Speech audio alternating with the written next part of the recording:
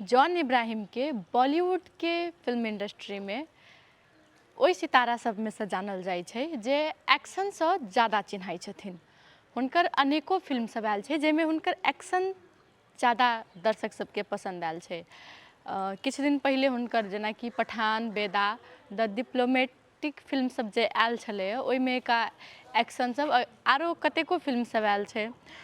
एकटा नवका बात ओ ई खुलासा केलखिन कि रोहित शेट्टी साथे ओ एकटा नवका फिल्म बना रहल छथिन।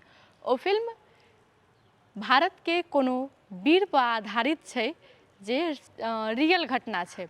भारत के पुलिस राकेश मारिया पर ई फिल्म के कहानी आधारित छै जे सन 1933 में मुंबई में जे बम ब्लास्ट भेल छलैया ओ बम ब्लास्ट के ओ केना कऽ खुलासा केलखिन, ओहिके बाद अंडरवर्ल्ड डॉन से ओ केना कऽ सामना केलखिन, ओहिसँ रिलेटेड ओ फिल्म बना रहल छथिन जाहिमे जॉन इब्राहिम एकटा पुलिस के वर्दी में दिखाई देत।